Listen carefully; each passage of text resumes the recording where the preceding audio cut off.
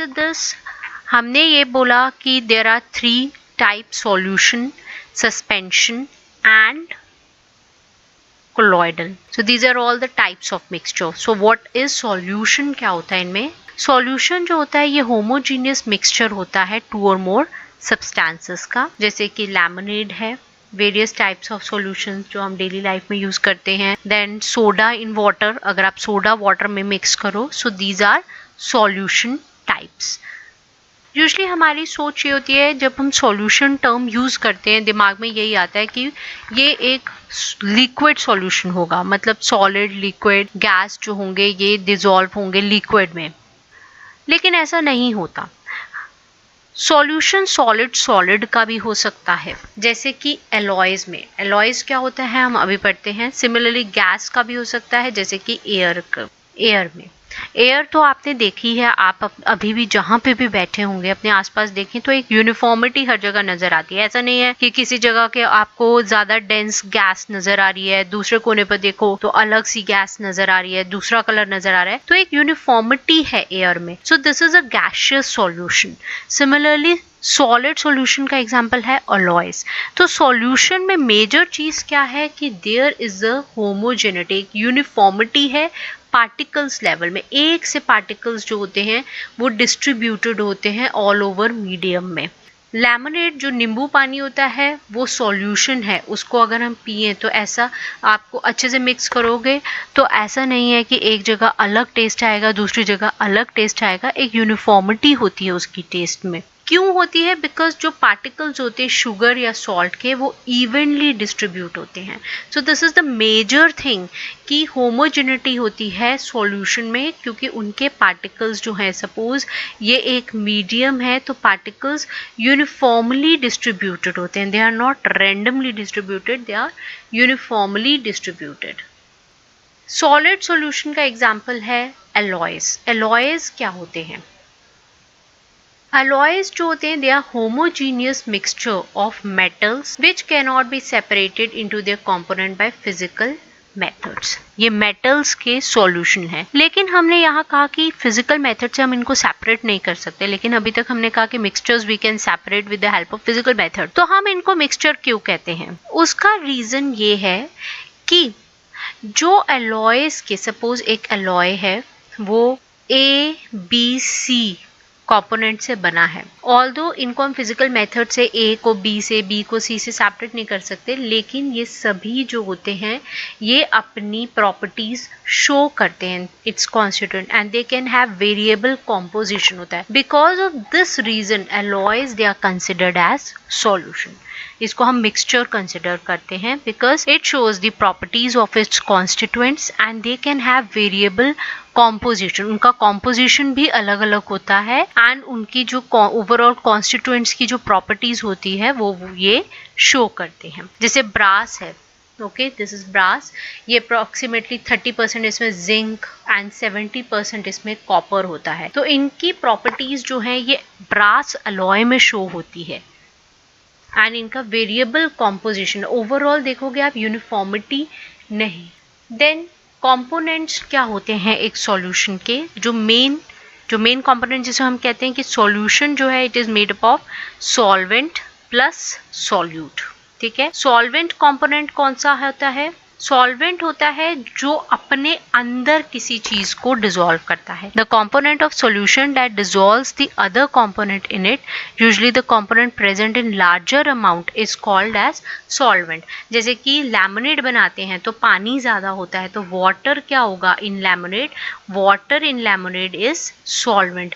जिस मीडियम में हम किसी चीज को डिसॉल्व कर रहे हैं जो ज्यादा अमाउंट में है, ओके, लार्जर अमाउंट में है, ठीक है, they are known as solvent. And वो कंपोनेंट सॉल्यूशन का जो कि डिसॉल्व किया जा रहा है सॉल्वेंट के अंदर, यूजुअली प्रेजेंट जो कि लेसर क्वांटिटी में है, they are known as solute. उनको हम क्या कहते हैं? सॉल्यूट. सो सिमिलरली जैसे कि एग्जाम्पल के तौर पे जैसे हम कॉपर सल्फेट ले रहे हैं, कॉपर सल्फेट सॉल्यूशन ले रहे हैं, कॉपर सल्फेट इतने अमाउंट का है, हम एक स्पैचुला जैसे डाल रहे हैं, तो जिस मीडियम में हम उसको डिसॉल्व कर रहे हैं, जैसे कि वाटर में हम डिसॉल्व कर रहे हैं, तो here water is the solvent and solute जिसको हम डिसॉल्व कर रहे हैं here copper sulphate, this is the solute. और जो हमें मिलता है इन सॉल्यूट प्लस सॉल्वेंट, उसे हम क्या कहते हैं, solution. Similarly salt in water, salt हमने वाटर में मिक्स किया तो हमें सॉल्ट सॉल्यूशन मिलेगा। सो यहाँ पे सॉल्ट जो है that is solute and water is solvent. Sugar plus water, so sugar is solute and water is solvent. So these are the components of mixture: solvent, solute. They mix together to form a solution. Now this is very important, various properties of a solution. Number 1 तो हम अभी तक बार बार बोल रहे हैं कि एक homogeneity होती है, यूनिफॉर्मिटी होती है मिक्सचर में। दूसरा वो है जो कि फिल्ट्रेशन में हमने देखा था कि पार्टिकल्स का साइज अगर फिल्टर पेपर के पार्टिकल्स से, पोर्स से बड़ा है तो वो क्या होगा, सेपरेट आउट नहीं होगा, वो फिल्टर आउट नहीं होगा। तो यहाँ पे क्या होता है, पार्टिकल्स का साइज छोटा होता है 1 नैनोमीटर से, that is 10⁻⁻⁹ meter in diameter, and it cannot be seen by naked eyes, आप नहीं देख सकते हो, and because of very small particle size they do not scatter beam of light passing through the solution. हम इस phenomena को, जो ये स्कैटरिंग ऑफ लाइट को हम डिटेल में अभी करेंगे। तो क्या होता है कि पार्टिकल्स का साइज बहुत छोटा है, वेरी स्मॉल है, 1 नैनोमीटर, स्मॉलेस्ट इससे भी छोटा है 10⁻⁹ मीटर से। आप नेकेड आई से नहीं देख सकते हो, you need microscope to see the particles of solution अगर आप देखना चाहते हो।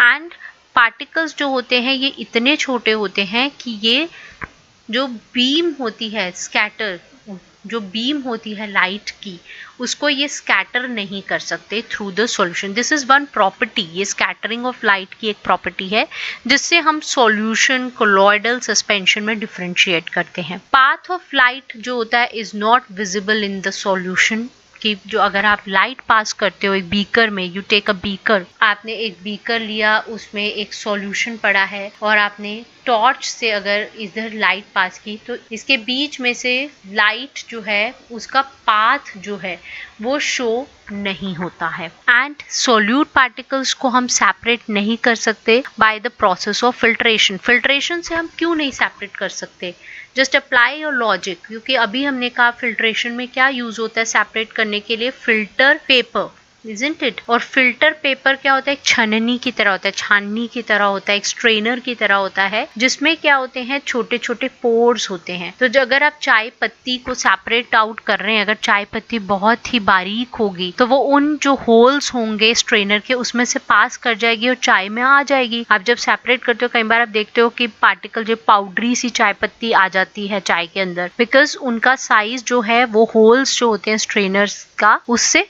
छोटा होता है। तो इसी तरह इन पार्टिकल्स का साइज जो है ये भी बहुत छोटा है, बिकॉज ऑफ विच ये क्या होता है, सेपरेट आउट नहीं हो पाते, अलग नहीं हो पाते। जब हम ट्राई करते हैं फिल्टर पेपर से पास करने की तो ये बह जाते हैं पोर्स में से, बिकॉज इनका पार्टिकल्स का साइज बहुत छोटा है। और अगर हम इनको लेफ्ट अनडिस्टर्ब्ड छोड़ दें, अगर आपने एक बीकर में सॉल्यूशन बना के छोड़ दिया, सपोज नींबू पानी ही है, अगर आप उसे छोड़ देते हो तो ऐसा नहीं होता कि नमक अलग हो गया और पानी अलग हो गया, या सॉल्ट अलग हो गया या शुगर अलग हो गया। तो वो अगर आप अनडिस्टर्ब करते हो तो वो एक स्टेबल सॉल्यूशन बनाता है, ऐसा नहीं है कि पार्टिकल सेपरेट आउट हो जाए। हम एक अच्छा सा चार्ट बना के लास्ट में डिफरेंशिएट करेंगे सस्पेंशन, सॉल्यूशन, कोलॉइडल को, बिकॉज 3 मेन चीजें हैं। पाथ ऑफ लाइट देखना है कि वो दिखता है कि नहीं, पाथ ऑफ लाइट, देन वो स्कैटर कर रहे हैं कि नहीं, लाइट स्कैटर लाइट कर रहे हैं कि नहीं।